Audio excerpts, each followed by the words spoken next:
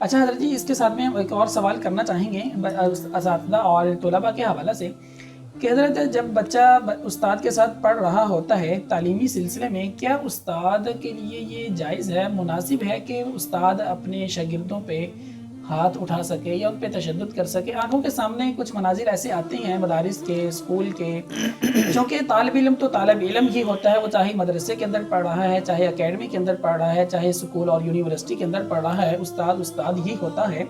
تو حضرت آپ ہمیں یہ بتائیے کہ بچے کے اوپر ہاتھ اٹھانا یا اس کے اوپر تشدد کرنا مناسب ہے؟ دیکھیں، تشدد تو کسی پہ بھی جائز نہیں۔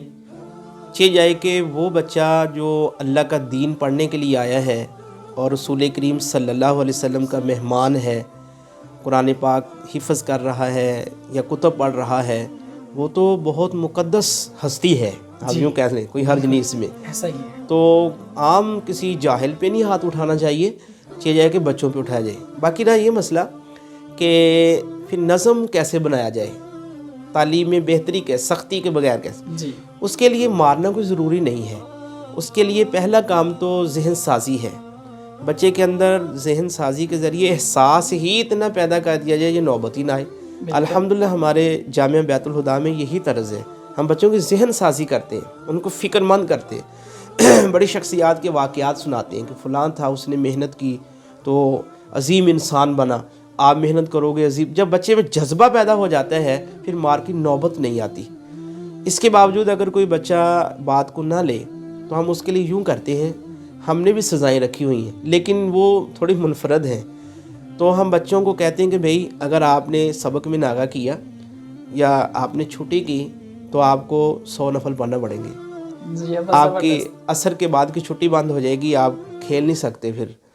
یا آپ کو پچھلے دنوں یہ ہوا تھا، کسی بچے نے کوئی غلطی کی تو ہم نے اس کی سزا کیا مقرر کی کہ آپ نے 3 دن میں قرآن پاک ختم کرنا ہے۔ زبردست۔ تو اس طرح بچے کو ہم لے کے چلتے ہیں کہ جو سزا بھی دیں اس میں بھی دنیا آخرت کا فائدہ ہو جائے، بالکل ایسا ہی ہے۔ اور بچے کی وہ کوتاہی بھی دور ہو جائے۔ بالکل ایسا تو اگر کسی ادارے میں، اسکول میں، کالج، یونیورسٹی میں یا کسی مدرسے میں تشدد کا کوئی نظم ہے تو ہم تو بالکل اس کے حق میں نہیں ہیں۔ جی بالکل صحیح ہے۔ اچھا حضرت اس کے ساتھ ہمیں یہ بتائیے کہ جب بھی استاد بچوں کو پڑھاتا ہے، ظاہری بات جو اس کا شاگرد ہوتا ہے وہ صحیح دیکھا جائے تو اس کا بچہ ہی ہوتا ہے، اور استاد ایک باپ کی جگہ پہ ہوتا ہے۔ ایسا ہونا چاہیے، ہم نے اکثر دیکھا ہے کہ استاد جب اپنے شاگردوں کے سامنے آتا ہے تو شاگرد سہم جاتے ہیں، نہ کہ ایسا نہیں ہونا چاہیے کہ جب استاد اپنے بچوں کے سامنے آئے اور بچے خوشی سے کھل جائیں، بچے کے دل کے اندر اپنے استاد کی ایک محبت پیدا ہو جو اس کے چہرے پہ نظر آ رہی ہو۔ جی میں عرض کرتا ہوں، ڈر 2 طرح کا ہوتا ہے۔ ایک ہے محبت کی وجہ سے کسی سے ڈرنا، جی ایک ہے کسی کے ظلم سے خوف کھاتے ہوئے ڈرنا۔ اگر تو شاگرد محبت کی وجہ سے استاد کا حیا کرتا ہے، جی استاد صاحب آ رہے ہیں، ایک طرف کھڑا ہو گیا، بالکل بائک سے نیچے اتر گئے، سلام لیا، یہ تو بہت اچھی بات ہے ادب ہے، بالکل۔ اور یہ ہونا بھی چاہیے۔ اور اگر کسی کے تشدد سے ڈرتے ہوئے یا اس کے ظلم کے خوف سے کوئی کرے، وہ تو اگر کسی نے اس طرح پیدا کر دیا تو میں یہ سمجھتا ہوں یہ بہت بڑی زیادتی ہے، کیونکہ ایک بچہ نفسیاتی طور پہ ہار جاتا ہے، اس کی تعلیم پہ بھی اثر پڑتا ہے۔ لیکن ہمارے بیت الہدیٰ میں الحمدللہ ایسا ماحول بالکل نہیں۔ آپ نے ابھی آپ تشریف لے گئے، بچوں کو ملے، گراؤنڈ میں دیکھا، جی حالانکہ بچوں کے علم میں نہیں تھا آپ آ رہے ہیں، جی آپ کو پتا تھا، آپ نے مجھے کال کی، میں نے کہا آپ تشریف لے آئیں۔ جی بالکل ایسا آپ کے ہی سامنے اچانک سے بچوں کو ہم نے بلایا اور آپ کے سامنے بٹھایا۔ گراؤنڈ میں جانے سے پہلے بھی بچوں کو نہیں پتا تھا جی کہ آپ نے آنا ہے اور ریکارڈنگ ہونی ہے، انٹرویو ہوگا۔ جی آپ نے دیکھا کہ ہمارے اساتذہ کرام بچوں کے ساتھ کھیل رہے تھے۔ جی بالکل ایسا ہی ہے۔ تو ہم تو یہی چاہیں گے کہ اساتذہ کرام کو چاہیے کہ بچوں کے ساتھ گھل مل کے رہیں، جی تاکہ بچے اپنائیت جب ہوگی تو پھر کام بھی کرتے ہیں بچے انشاءاللہ، کوئی ایسا مسئلہ نہیں ہے۔ ایسا ہی ہے۔ اچھا حضرت جی، بہت ہی اہم سوال آپ کے ادارے کے حوالے سے اور آپ کی محنت کے حوالے سے، آپ ہمیں یہ بتائیے کہ اس ادارے کو قائم کرنے میں آپ کو کن کن مشکلات کا سامنا کرنا پڑا؟ ہاں میں یہ عرض کرتا ہوں کہ یہ شاید اللہ تعالیٰ کا ہمارے اوپر بہت بڑا فضل ہے۔ آپ جیسے مخلص دوستوں کی دعائیں اس میں شامل ہیں، ہمیں بہت زیادہ مشکلات نہیں آئیں۔ جی جب ہم نے سوچا، میرے کچھ دوست ہیں تو ان سے میں نے یہ مشورہ کیا اور ان کے سامنے اپنا ذہن رکھا کہ میں یہ چاہتا ہوں کہ اس طرح ایک ادارہ قائم کیا جائے جس میں بچوں کو اس لیول پہ تعلیم دی جائے. انہوں نے اس کو بہت پسند, جس طرح آپ نے بہت خوشی کا اظہار کیا تو انہوں نے بھی بڑی خوشی کا اظہار کیا. تو وہ ہماری ایک ٹیم بن گئی جی جن کے ذریعے سے اللہ پاک نے ہمیں توفیق دی, ہم نے ان اداروں کا قیام کیا. اصل میں بات یہ ہوتی ہے کہ انما الاعمال بالنیات. حقیقت ہے. جب ہم نے کام شروع کیا ہمارے پاس بہت مالیت بھی نہیں تھی, بہت افراد بھی نہیں تھی, اور 3 سال کا عرصہ کوئی عرصہ بھی نہیں ہوتا. ایسا ہی ہے. 3 سال کے عرصے میں آپ حیران ہوں گے ہمارے ان 3 شعبہ جات میں حفظ عربی اور انگلش میں 250 طلباء ہیں ماشاءاللہ. اور 3 سال میں اور بات بتاؤں کہ اگر ہم داخلہ نہ روکیں, شرائط کے باوجود ہمارے پاس اتنا داخلہ آتا ہے بلا مبالغہ. اگر ہم یہ چاہیں کہ آئندہ سال داخلہ لینا ہے اور 1000 تک تعداد لے کے جانی ہے تو ہمارے لیے انشاءاللہ اللہ کے فضل و کرم سے مشکل نہیں ہوگا. لیکن ہم بھی ترتیب چل رہے ہیں, اپنے ایک نظم کے ساتھ چل رہے ہیں. تو اس میں ہمیں انتظامی طور پر زیادہ مشکل جس کا سامنا کرنا پڑا وہ جگہ کا انتخاب تھا. ہمیں کچھ جگہ نہیں مل رہی تھی. کئی دنوں کی محنت کے بعد ہمیں پھر جگہ ملی ادھر پنجاب کالج کے قریب جو ہے ہمیں ایک جگہ ملی. اس سے پہلے ہم نے کرائے پر ایک کوٹھی لی اور اس میں کام شروع کیا. تو تقریباً 1.5 سال ہم نے کرائے پہ کام کیا. اسی 1.5 سال کے دورانیے میں اللہ تعالیٰ نے ہمیں 3 کنال جگہ اور مین روڈ پہ عطا فرمائی جو کروڑوں کی ہے. 15 کروڑ کے قریب اس کی مالیت ہے ماشاءاللہ. اور اسی دورانیے میں اللہ نے ہمیں وہ جگہ دی اور بہت جلدی اس کی تعمیر بھی ہوئی. آپ حیران ہوں گے ابھی ہم ادھر بیٹھ کے کام کر ہی رہے تھے, اس کی صرف بیسمنٹ بنی. تو ادھر جدھر آپ نے ابھی انٹرویو لیا ہے اور بچوں سے آپ ملے ہیں, گراؤنڈ دیکھا, یہ سارا نظم دیکھا, یہ جگہ اسی طرح بنی بنائی ساری بلڈنگ 50 مرلے ایک دوست نے ہمیں بیت الہدا کے لیے گفٹ کر دی. ماشاءاللہ ماشاءاللہ. تو چونکہ ہمارے ساتھ چلنے والے ساتھی مخلص ہیں اور ان کی دعائیں بھی ہیں, تو بہت تھوڑے عرصے میں تعداد کے لحاظ سے, اخراجات کے لحاظ سے اور جگہ کے لحاظ سے, جگہ کی خوبصورتی کے لحاظ سے اللہ تعالیٰ نے ہماری بہت مدد فرمائی ہے. ماشاءاللہ. اچھا حضرت جی آپ یہ بتائیے کہ جتنا بڑا یہ کام ہے کیا پھر ذمہ داری بھی اتنی بڑی ہوتی ہے؟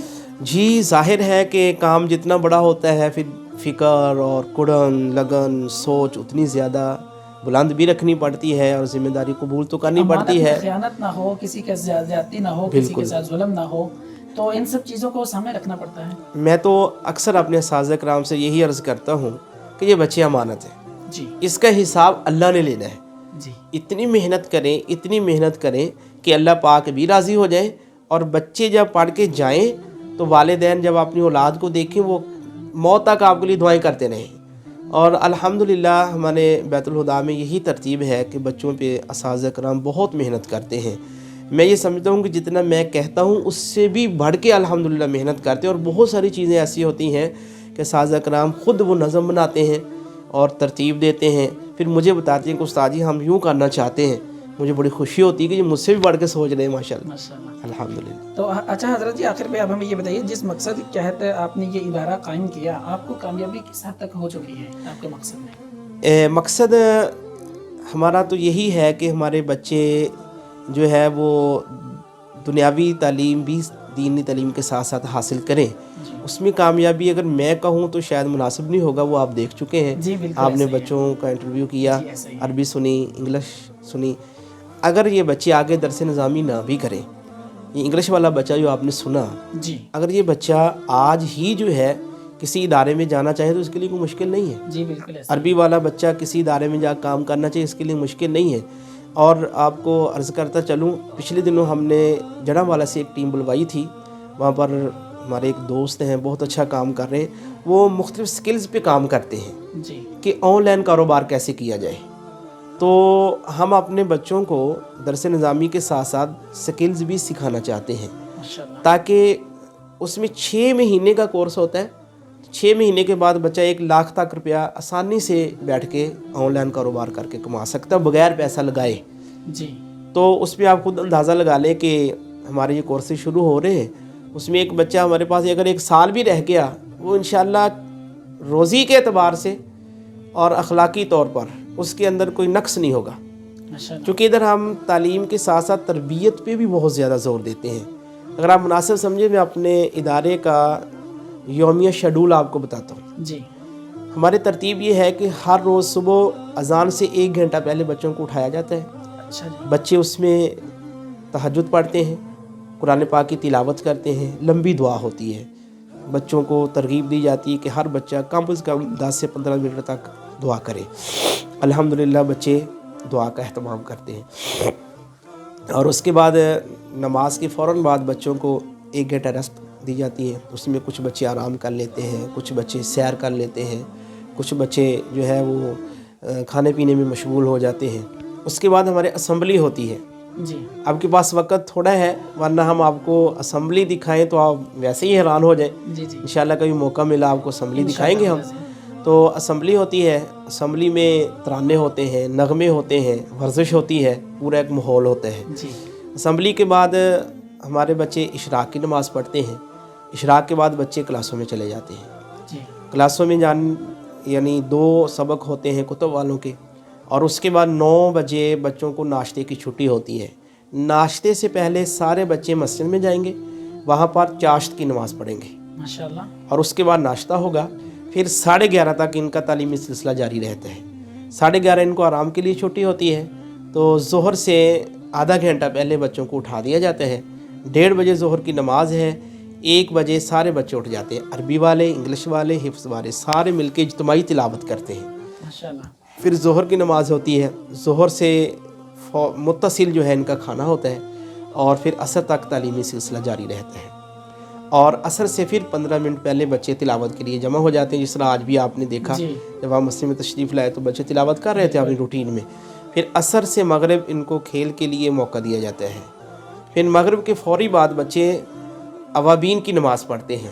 ابھی آپ نے ہمارے ساتھ مغرب پڑھی، جی جی آپ نے دیکھا ہوگا کہ بچے نفلوں میں مشغول ہو گئے. بالکل ایسے ہی ہے. تو اسی طرح یہ پھر مغرب کے بعد اوابین سے فارغ ہو کے عشاء تک تعلیمی سلسلہ ان کا جاری رہے گا. عشاء کے فوراً بعد کھانا ہوگا، پھر کلاس شروع ہو جائے گی. پھر 9 بجے ان کو سونے کے لیے چھٹی ہوگی اور پھر 9 بجے بچے اپنا بستر لگائیں گے، آرام کریں گے. پھر صبح اذان سے 1 گھنٹہ پہلے پھر اٹھا دیا جائے گا. جی ماشاءاللہ. اچھا حضرت جی، اس ویڈیو کے ذریعے آپ ہمارے ناظرین کو، دیکھنے والوں کو اور اس کے علاوہ جتنے بھی ادارے ہیں تمام اساتذہ کو اور طلباء کو کیا پیغام دینا چاہیں گے آپ؟ جی میں ناظرین کو تو یہ پیغام دینا چاہوں گا کہ آپ دین والوں سے، دینی اداروں سے محبت کریں. جی یہ دینی مدارس دین کے قلعے ہیں. جی جو ایک نفرت پھیلائی گئی ہے اس کو ختم کریں اور مدارس میں آ کے دیکھیں کیا ہو رہا ہے. جی بالکل. چھوٹے چھوٹے بچے جب اللہ کا قرآن پڑھتے ہیں تو یقین جانیے اللہ کی رحمتیں نازل ہوتی ہوئی نظر آتی ہیں. بندے کو محسوس ہوتے ہے کہ واقعی جگہ پہ اللہ کی رحمت نازل ہو رہی ہے. بالکل ایسے. میں اپنے ناظرین کو یہی عرض کروں گا کہ آپ دینی مدارس سے نفرت نہ کریں، دین والوں سے نفرت نہ کریں، علماء سے نفرت نہ کریں. سنی سنائی باتوں کو لے کر جو ہے اپنی عاقبت کو خراب نہ کریں. علماء سے محبت کریں، ان کے پاس بیٹھیں، دینی مدارس میں آیا کریں، طلباء کے ساتھ وقت گزارا کریں. اور میں مدارس کے اساتذہ کرام اور ذمہ داران سے یہی عرض کروں گا کہ ماشاءاللہ جس طرح جس ادارے میں جو محنت ہو رہی ہے وہ لائق تحسین ہے، کسی کی نفی نہیں. سب ادارے بہت اچھا کام کر رہے ہیں، بلکہ ہم سے بڑھ کے کر رہے ہیں. لیکن اگر ممکن ہو سکے تو اس کے ساتھ ساتھ جو عصری تقاضے ہیں ان کو بھی پیش نظر رکھا جائے اور بچوں کو ہمیں ہر وہ سہولت فراہم کرنی ہوگی جو مستقبل میں ان کے کام آئے. ایسے فنون سے راستہ کرنا ہوگا کہ مستقبل میں ہمارے بچے جو ہے وہ جب حالات سے گزرنے کا ٹائم آئے تو آسانی کے ساتھ حالات کا مقابلہ کر سکیں. ان کو کوئی پریشانی نہ ہو، جو معاشی طور پر بھی پریشانی نہ ہو اور تقوی کے اعتبار سے ان کے اندر کوئی کمی نہ ہو. تو اساتذہ کرام اور ذمہ داران ان دونوں باتوں کو ساتھ ساتھ لے کے چلیں تو بہت اچھا ہو جائے گا. جی حضرت بہت شکریہ، جزاک اللہ خیر. ہماری دعا ہے اللہ پاک آپ کو بہترین اجر عطا فرمائے آپ کی محنت پہ، اور اللہ پاک آپ کو کامیابی اور کامرانی عطا فرمائے. جزاک اللہ خیر کثیرا. ناظرین، یہ تھے جامعہ بیت الہدا کے بانی حضرت مولانا قاری محمد شبیر صاحب سے جن سے ہماری گفتگو ہو رہی تھی. تو ناظرین اپنی کمنٹ سیکشن میں اپنی رائے کا اظہار ضرور دیجیے گا. اپنے میزبان کو اجازت دیجیے. اللہ حافظ.